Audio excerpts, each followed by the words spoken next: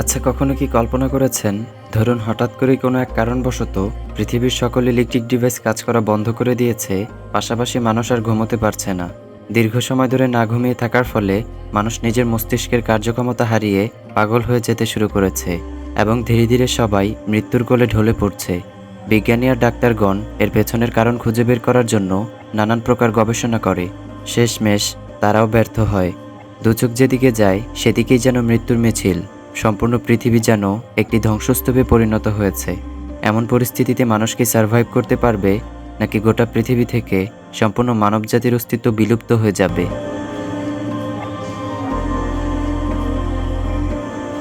কেন আর কি কারণেই বা এসব হচ্ছে? এমন ভয়ঙ্কর সমস্যার সম্মুখীন হলে আপনি তখন কি করতেন? বেঁচে থাকতে পারতেন তো? বলছিলাম, 2021 সালে এমনই একটি অসাধারণ কনসেপ্টের উপর নির্মিত হওয়া সায়েন্স ফিকশন মুভি অ্যাওয়াকের কথা। Hello friends, this is Faizan and welcome to Faizan house.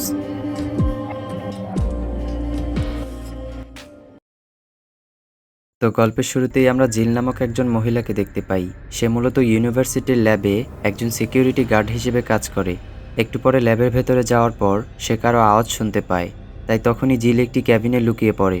খুবই আশ্চর্যজনক ব্যাপার, একজন সিকিউরিটি গার্ডের কাজ নিরাপত্তা জোরদার করা, তা নয় বরং উল্টো সে আরও মানুষকে দেখে লুকিয়ে পড়ছে।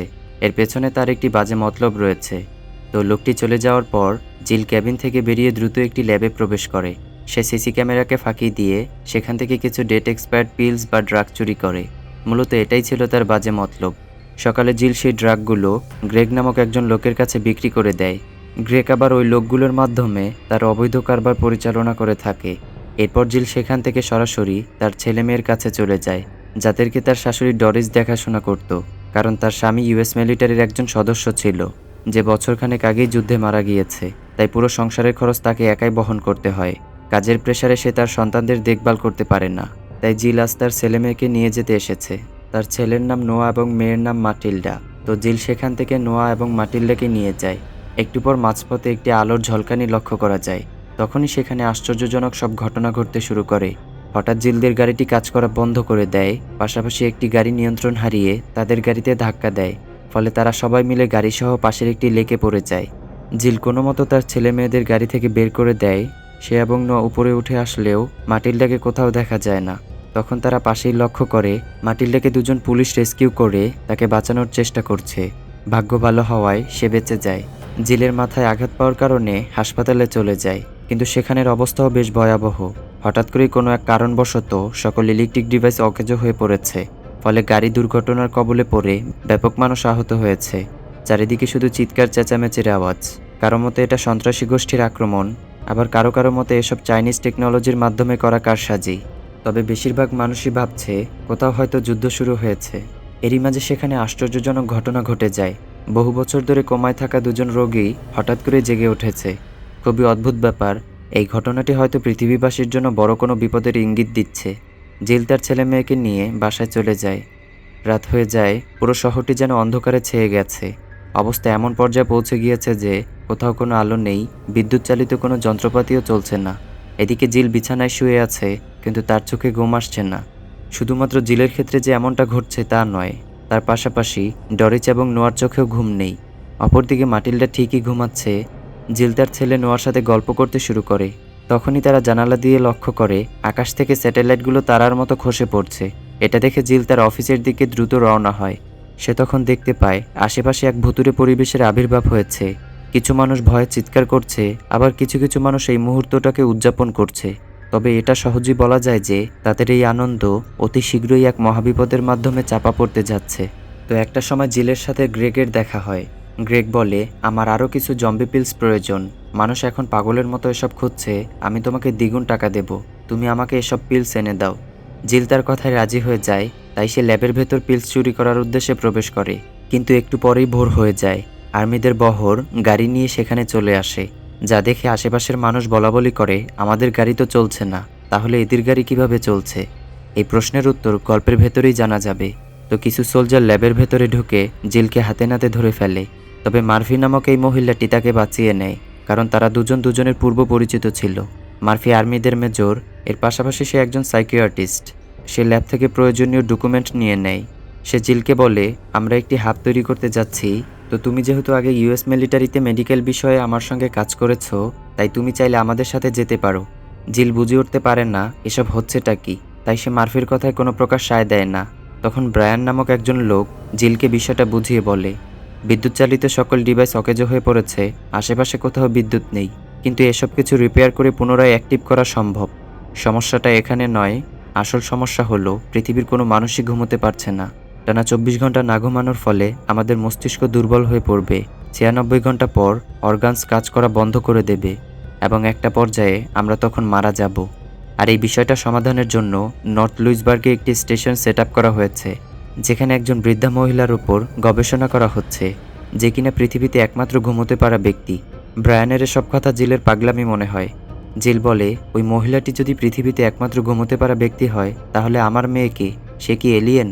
ও তো রাতে খুব ভালো করেই ঘুমিয়েছে। এটা শুনে ব্রায়ান অবাক হয়ে যায়। জিল কিছু একটা মনে করে সেখান থেকে দ্রুত বাসার উদ্দেশ্যে রওনা হয়। তার ভেতর কিছু একটা হারানোর ভয় কাজ করছে। সে দ্রুত বাসায় যেয়ে মাটিলটাকে খুঁজতে শুরু করে, কিন্তু সে তার মেয়েকে কোথাও খুঁজে পায় না। সে নোয়ার কাছ থেকে জানতে পারে তার দাদিমা তাকে চার্চে নিয়ে গিয়েছে।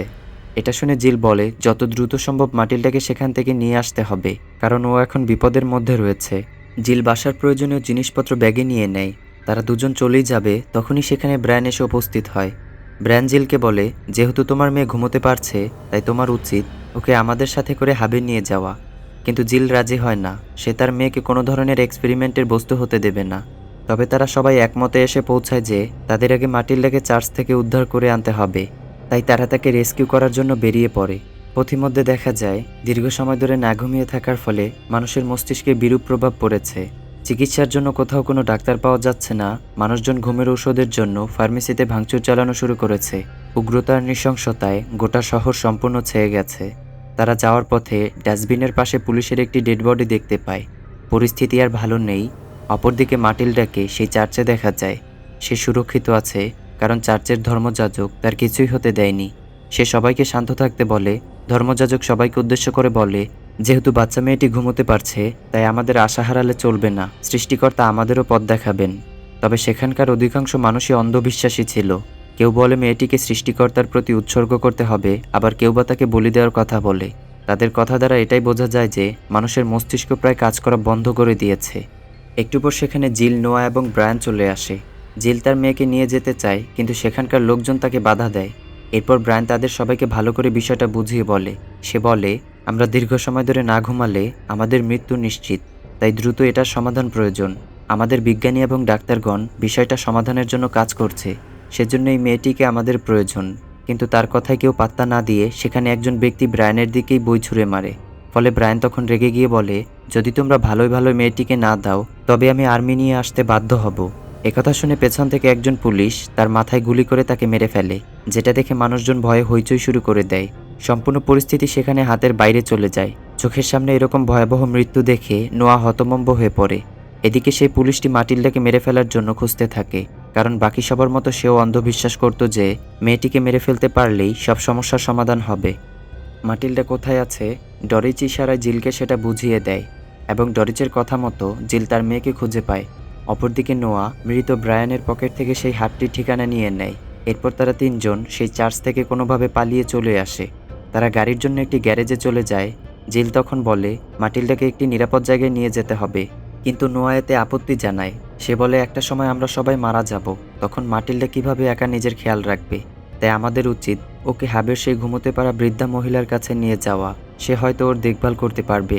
জিল তার ছেলের কথায় পুরোপুরি কনভিন্স হয়ে যায়। তাই সে গাড়ির চাবির জন্য লুকিয়ে সেই গ্যারেজের ভেতরে প্রবেশ করে। কিন্তু জিল সেখানে তখন গ্রেগকে আহত অবস্থায় দেখতে পায়। গ্রেগের বাকি দুজন বন্ধু তার এমন অবস্থা করেছে। এটা বোঝা মাত্রই জিল কোনো মতে সেখানে লুকিয়ে পড়ে। সেই দুজন লোক কারো আওয়াজ শুনতে পায়। তারা সেখানে এসে দেখে গ্রেগ এখনও মারা যায়নি। সে মৃত্যু যন্ত্রণা নিয়ে এখনও বাকি সবার মতো জেগে আছে, যেটা দেখে লোকটি তাকে পা দিয়ে থেতলিয়ে মেরে ফেলে। একটা মানুষ কতটা বিকৃত মস্তিষ্কের হলে এরকম কাজ করতে পারে। তো এসব কিছু জিল পাশ থেকেই দেখছিল।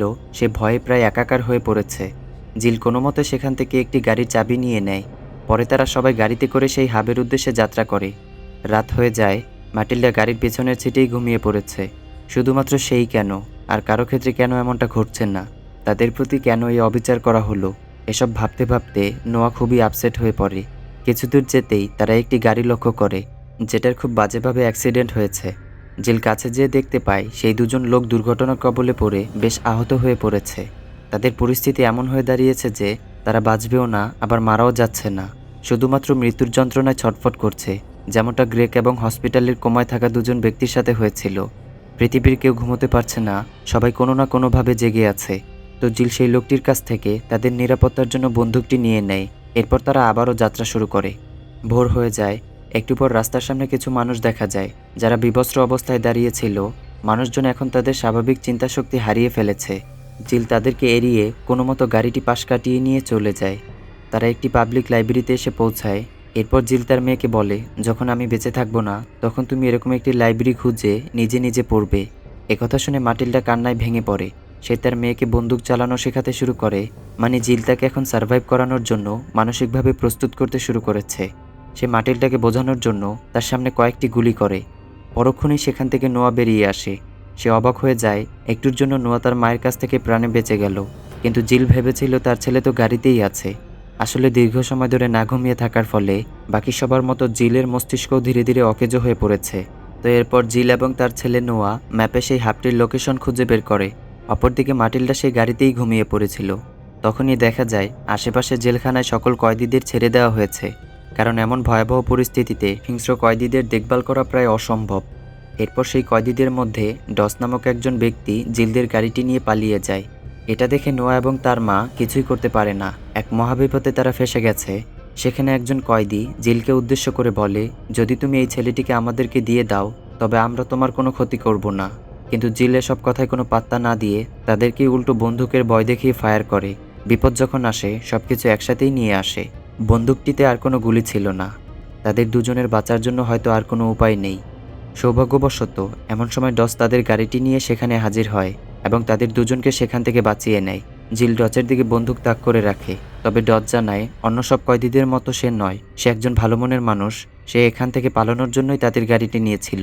একটা সময় পার হওয়ার পর নির্দিষ্ট একটি জায়গায় গিয়ে গাড়িটি থামায়। সেখানে আস্ত একটি বিমান বিধ্বস্ত হয়েছে। চারিদিকের পরিবেশ খুবই বাজেভাবে বিপর্যস্ত হয়ে পড়েছে। জিল তার মেয়েকে দিয়ে একটি ভাঙা গাড়ি থেকে ফুয়েল নিয়ে তাদের গাড়িতে ভরতে শুরু করে। এদিকে ডস দেখতে পায় এই জায়গাটিতে পরিধান করার মতো অনেক বস্ত্র রয়েছে, তাই সে তার পোশাক বদলিয়ে নেয়।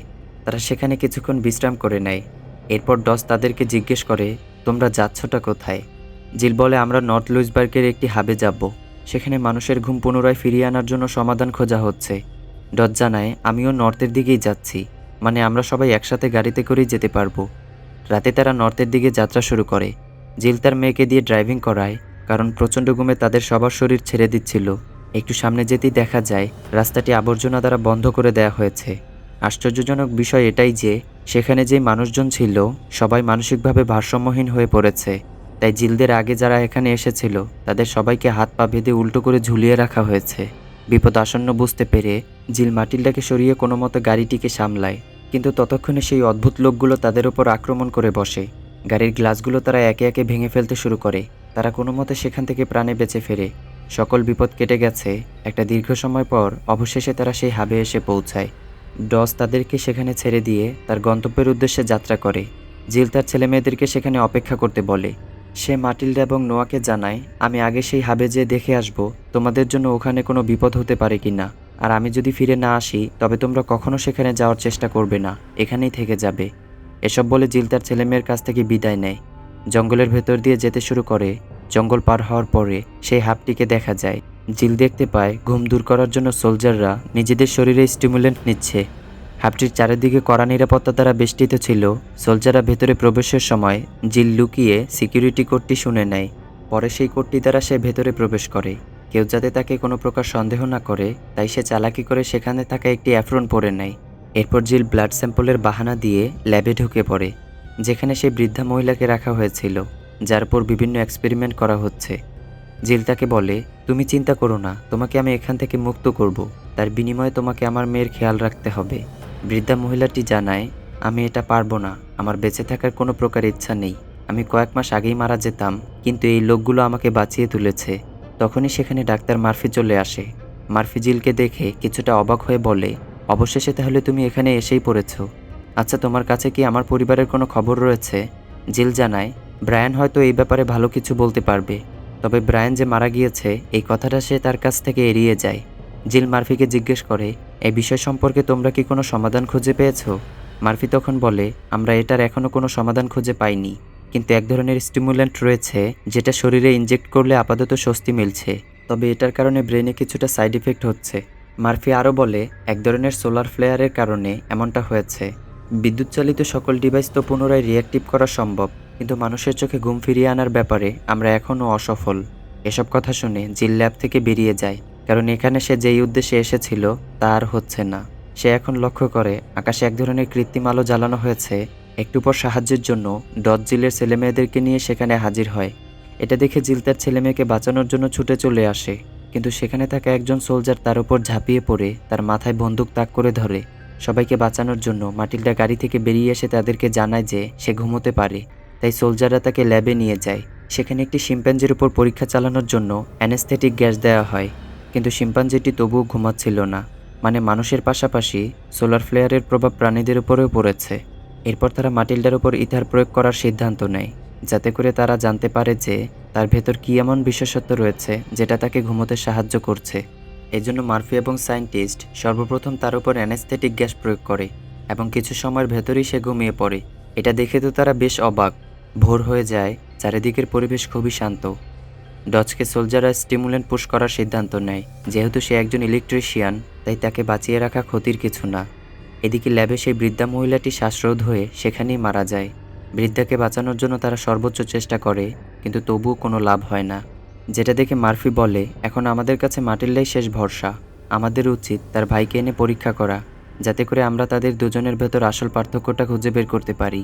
অপরদিকে জিলের মানসিক অবস্থা এতটাই খারাপ হয়ে গিয়েছে যে সে এখন হ্যালুসিনেট করতে শুরু করে। তার ছেলে তাকে মেরে ফেলছে, কিন্তু একটু পর একজন সোলজার এসে যখন নোয়াকে নিয়ে যায়, সে তখন বুঝতে পারে এটা তার ভ্রম ছিল। জিল চিৎকার করে কেঁদে কেঁদে বলে, আমার ছেলেকে দয়া করে কোনো ক্ষতি করো না, ওকে ছেড়ে দাও। দীর্ঘ সময় ধরে না ঘুমানোর ফলে ক্রমান্বয়ে সোলজারদের মানসিক অবস্থা খুবই খারাপ হয়ে যায়। তো সেখানে পড়ে থাকা বস্তুবিশেষ কিছু একটাকে গ্রেনেড ভেবে একজন সোলজার চিৎকার করে সেটাকে ছুঁড়ে ফেলে চারিদিকে এলোপাতাড়ি গুলি করতে থাকে। আশেপাশের সকল মানুষজন ভাবতে শুরু করে তাদের উপর কেউ আক্রমণ করেছে কিংবা যুদ্ধ শুরু হয়ে গিয়েছে। সবার মানসিক অবস্থা সম্পূর্ণ নষ্ট হয়ে গিয়েছে। তারা একে অপরের ওপর গুলি করতে শুরু করে। কেউ কেউ নিজে নিজেই আত্মহত্যা করে ফেলে, আবার কেউ বা হ্যালুসিনেট করে পরিচিতদের ওপরই আক্রমণ করে বসে। অবস্থা এমন হয়ে দাঁড়ায় যে সেখানে হয়তো আর কারোরই বেঁচে থাকা সম্ভব নয়। অপরদিকে মার্ফির অবস্থা বেশ আশঙ্কাজনক। সে নিজেকে ঠিক রাখার জন্য সায়েন্টিস্টের কাছ থেকে স্টিমুল্যান্ট ইনজেক্ট করে নেয়। একটু পর জিল তার মেয়েকে বাঁচানোর জন্য কোনো মতে ল্যাবের ভেতরে চলে আসে, কিন্তু মার্ফি মাটিল্ডাকে জীবিত যেতে দেবে না। সেও এই মুহূর্তে অন্ধবিশ্বাসীদের মতো বিশ্বাস করতে শুরু করেছে যে মাটিল্ডাকে মেরে ফেললেই হয়তো সবকিছু স্বাভাবিক হয়ে যাবে। একটু পর মার্ফি তীব্র যন্ত্রণায় ছটফট করে সেখানেই মারা যায়। মূলত সিরিঞ্জ ইনজেক্ট করার সময় সায়েন্টিস্ট ইচ্ছে করে হাওয়া বের করে নেয়নি, কারণ এরকম পাগলামির চেয়ে দ্রুত মরে যাওয়াই উত্তম। জিল তার মেয়েকে নিয়ে সেখান থেকে পালিয়ে আসে। মাটিল্ডা তখন দেখতে পায় তার ভাই ভ্রমের মধ্যে বিদ্যুতের তার কেটে ফেলছে। সে না করার আগে নোয়া বিদ্যুতের তারটিকে স্পর্শ করা মাত্রই শক খেয়ে পড়ে যায়। জিল তার ছেলের এমন অবস্থা দেখে একেবারে ভেঙে পড়ে। মাটিল্ডা দ্রুত ল্যাব থেকে ডিফিব্রিলেটর নিয়ে আসে এবং সেটার সাহায্যে তার ভাইকে বাঁচানোর চেষ্টা করে, কিন্তু কোনো লাভ হয় না। উল্টো সে আর তার মা শক খেয়ে ছিটকে পড়ে যায়। সকাল হয়ে যায়। পাখির কিচিরমিচির শব্দ ছাড়া আশেপাশে কোনো আওয়াজ নেই। পুরো হাফটি যেন একটি মৃত্যুপুরীতে পরিণত হয়েছে। চারিদিকে শুধু লাশের ছড়াছড়ি। মৃত্যুপথযাত্রী জিল নির্ঘুম অবস্থায় রাত থেকে সকাল অবধি তার ছেলেকে বুকে জড়িয়ে রেখেছে। আসলে পৃথিবীতে মারছে কেউ আপন হয় না, এটাই তার বড় প্রমাণ। এদিকে মাটিল্ডাও জ্ঞান ফিরে পেয়েছে। কিছুক্ষণ পরে আশ্চর্যজনকভাবে নোয়াও জেগে ওঠে। জিল তার সন্তানদের জীবিত দেখে পাগলের মতো কাঁদতে শুরু করে। একটু পরেই তার অবস্থা খুবই খারাপ হয়ে যায়। সে কথা বলতে পারছে না, শরীরের অর্গানগুলো কাজ করা প্রায় বন্ধ করে দিয়েছে। আর কিছুটা সময় অতিক্রম হলে হয়তোবা জিল মারা যাবে। নোয়া বুঝতে পারছে না এই মুহূর্তে তাদের কি করা উচিত। অপরদিকে মাটিল্ডার ডিফিব্রিলেটরের দিকে তাকিয়ে কিছু একটা মনে পড়ে। তখনই দ্রুত সে তার ভাইয়ের কাছে এসে বলে, তুমি ইলেকট্রিক শক খেয়ে প্রায় মারা গিয়েছিলে, কিন্তু আমি ডিফিব্রিলেটরের সাহায্যে তোমাকে বাঁচানোর চেষ্টা করার পর তুমি ঠিকই বেঁচে উঠেছো। নোয়া বুঝে উঠতে পারছে না তার বোন সব কী বলছে। মাটিল্ডা তাকে আরও ব্যাখ্যা করে সব কিছু খুলে বলে। সে জানায়, যখন আমি পানিতে ডুবে গিয়েছিলাম তখন আমার শ্বাসপ্রবাহ প্রায় বন্ধ হয়ে গিয়েছিল, কিন্তু দুজন পুলিশ আমাকে মৃত্যুর কাছাকাছি থেকে বাঁচিয়ে নিয়েছে। তাই এখন আমি স্বাভাবিক মানুষের মতোই ঘুমোতে পারছি, যেমনটা সেই বৃদ্ধা মহিলা বলেছিল। সে কয়েক মাস আগেই মারা যেত, তবে এই ডাক্তারগুলো তাকে বাঁচিয়ে নিয়েছে। অর্থাৎ কাউকে স্বাভাবিক করে তুলতে হলে সেই মৃত্যুপথযাত্রী মানুষটিকে মৃত্যুর কাছাকাছি একটি স্টেজ থেকে ফিরিয়ে আনতে হবে। জিলকে বাঁচানোর জন্য এছাড়া কোনো উপায় নেই। তারা শেষ একটি চেষ্টা করার সিদ্ধান্ত নেয়। নোয়া এবং মাটিল্ডা তাদের মাকে জলাশয়ের ধারে টেনে নিয়ে যায়। তারা নিজেদের হাতেই তাদের মায়ের শ্বাসপ্রবাহ বন্ধ করার জন্য পানির নিচে চেপে ধরে। চোখ দিয়ে তাদের পানি ঝরতে শুরু করে। বাঁচানোর পরিবর্তে যদি নিজেদের হাতে মায়ের মৃত্যু হয়ে যায় তখন কি হবে? তবে আর তো কোনো উপায় নেই। জিলের শ্বাসপ্রবাহ বন্ধ হয়ে যাওয়ার সাথে সাথেই তারা দুজন তাকে উপরে উঠিয়ে শ্বাসপ্রবাহ ফিরিয়ে আনার চেষ্টা করে। কিছুক্ষণ পরেই জিলের শ্বাস নেওয়ার শব্দ পাওয়া যায়, মানে সে তাহলে বেঁচে উঠেছে। এবং এখানেই এই অসাধারণ মুভিটি শেষ হয়ে যায়। আসলে মুভির ভেতর ঘটনার মূল কারণ হচ্ছে সোলার ফ্লেয়ার, যার ফলে ইলেকট্রোম্যাগনেটিক রিং বদলে যাওয়াতে লিম্ফ্যাটিক সিস্টেমকে অনেক প্রভাবিত করেছে। এমনকি মানুষের মস্তিষ্কেও এটার ব্যাপক প্রভাব পড়েছে, যার জন্য মানুষ কোনোভাবেই ঘুমোতে পারছিল না। তবে এই সোলার ফ্লেয়ার কেন ঘটেছে, এর পেছনের আসল কারণ কি তা গল্পে উল্লেখ করা হয়নি। কিন্তু এই গল্পে যা ইঙ্গিত করা হয়েছে তা বাস্তবতারই প্রতিফলন। যেভাবে গাছপালা কেটে ফেলে পরিবেশ দূষণ করা হচ্ছে এবং আমরা যেভাবে বসবাসযোগ্য সুন্দর পৃথিবীটাকে ময়লা আবর্জনার স্তূপে পরিণত করে ফেলছি, তাতে যে মানবঅস্তিত্ব ভবিষ্যতে হুমকির মুখে পড়বে তা আর বলার অপেক্ষা রাখে না। তাই আমাদের সবাইকে নতুন পৃথিবীকে বিনির্মাণ করার জন্য রিসাইকেল হওয়া প্রয়োজন, যেমনটা এই মুভিতে দেখানো হয়েছে। তোমাদের জন্য এত কষ্ট করে ভিডিও তৈরি করি, তার জন্য একটি লাইক তো পেতেই পারি, তাই না? ভালো লাগলে ভিডিওটি বন্ধুদের কাছে শেয়ার করে দিতে পারো। আর এরকমই পছন্দের নতুন নতুন মুভির এক্সপ্লেনেশন প্রতি সপ্তাহে দেখতে চাইলে চ্যানেলটি সাবস্ক্রাইব করে বেল আইকনে ক্লিক করে রাখতে পারো, যাতে করে প্রতিটা ভিডিওর আপডেট খুব সহজেই তোমাদের কাছে নোটিফিকেশন আকারে পৌঁছে যায়। আর হ্যাঁ, তোমরা আমার চ্যানেলের কততম সাবস্ক্রাইবার তা অবশ্যই কমেন্টে জানাতে ভুলো না। খুব শীঘ্রই 1000 সাবস্ক্রাইবার পূরণ হলে আমার ভালোবাসার মানুষদের নামের তালিকা করে চ্যানেলে একটি পোস্ট করব। ইনশাল্লাহ ভবিষ্যতে আমার যখন 1 লক্ষ সাবস্ক্রাইবার হবে, তখন এই পোস্টটিতে তোমাদের অবদান চিরকাল স্মরণীয় হয়ে থাকবে। তোমাদের ভালোবাসা আমাকে সত্যিই মুগ্ধ করেছে। পরবর্তী ভিডিও দেখার আমন্ত্রণ জানিয়ে আজকের মতো এখানেই বিদায় নিচ্ছি। আল্লাহ হাফেজ।